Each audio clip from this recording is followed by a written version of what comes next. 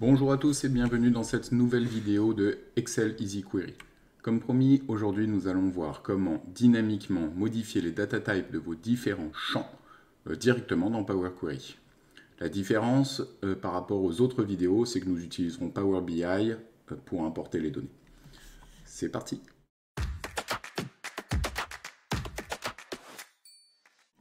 Alors, nous voilà dans Power BI. Ça se présente finalement pas comme Excel justement, mais pour obtenir les données, c'est assez similaire. Vous avez dans l'onglet Accueil tout un tas de boutons pour récupérer vos données. Vous pouvez les entrer, récupérer des données de SQL, etc. Ce n'est pas l'objet de cette vidéo, donc nous allons aller sur Obtenir des données, classeur Excel. On récupère les données de salaire sur lesquelles nous avions travaillé la dernière fois.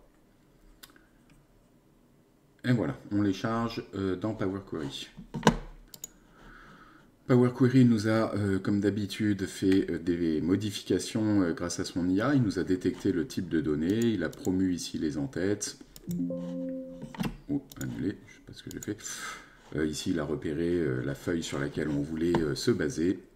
Et nous, ce qui nous intéresse aujourd'hui, c'est cette formule-là.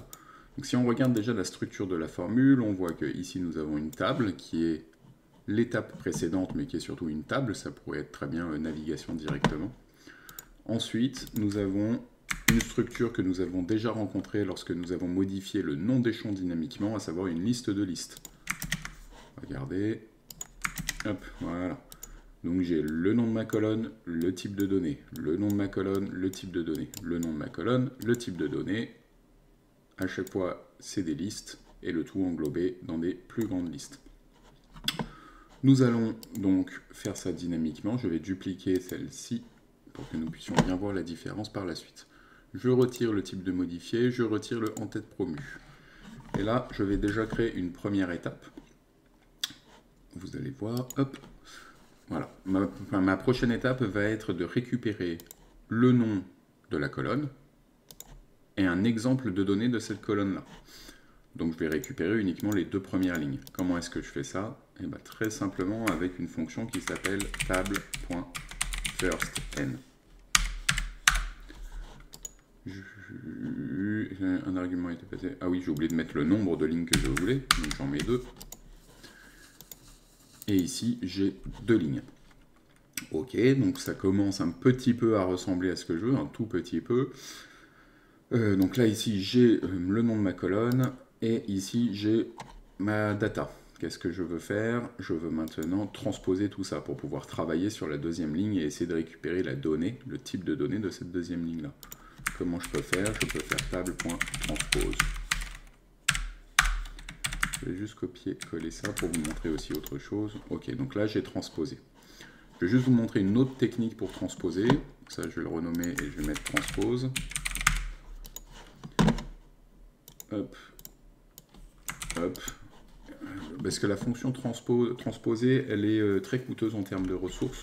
Donc il y a une autre technique qui consiste à utiliser finalement le format liste avec table to rows,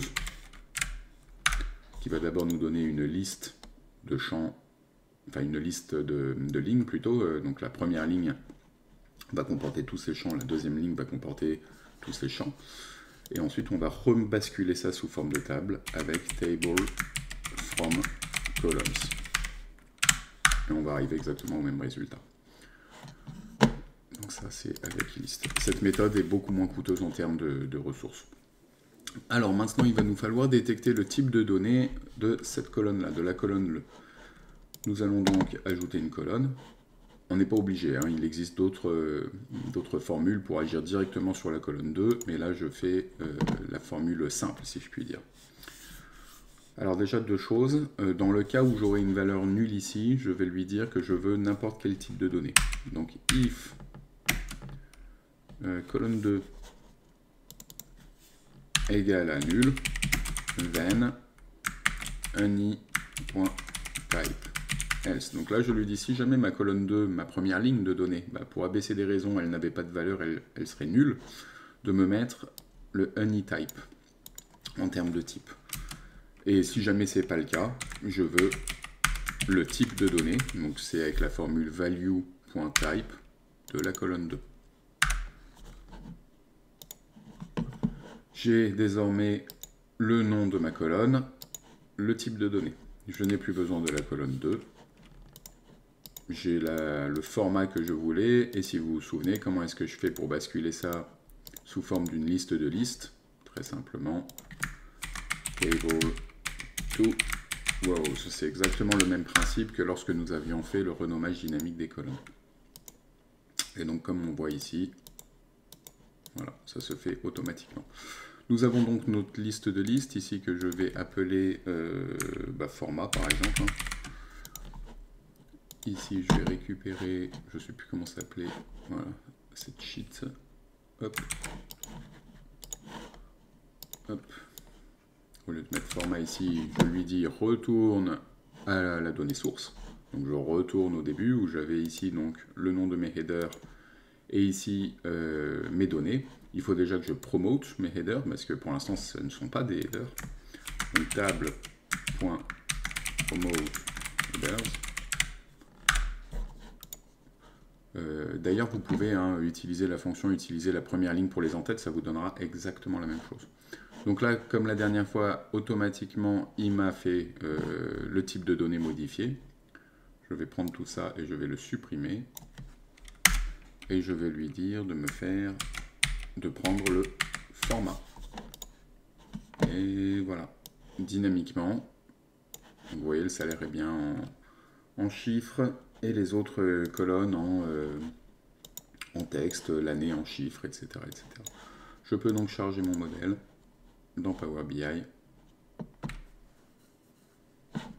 et travailler derrière sur les données. Donc là on regarde, oui, il nous a bien détecté ça en chiffres, donc il est capable de faire les regroupements. Voilà, hop. Par exemple, donc on peut faire ça. Et ici, on pourrait s'imaginer. Donc là, ici, c'est juste une table que j'ai pris dans Power Query. Dans Power BI, pardon. Et si on met un autre graphique ici, par exemple, on va mettre voilà ça. Et puis le salaire. Là, si jamais je clique dessus, vous voyez, c'est dynamique. C'est l'avantage de Power BI. Ici, vous voyez que ça se modifie tout seul. J'ai pris vraiment un graphique au hasard. On peut le faire comme ça aussi. Vous voyez. C'est l'avantage de Power BI, c'est plutôt bien. Je vous ferai des vidéos sur Power BI dans le futur, mais il faut d'abord maîtriser Power Query pour pouvoir bien maîtriser Power BI. Je vous remercie de votre attention, j'espère que la vidéo vous a plu. Si c'est le cas, n'hésitez pas à liker, n'hésitez pas à vous abonner, à vous mettre des commentaires. Merci beaucoup.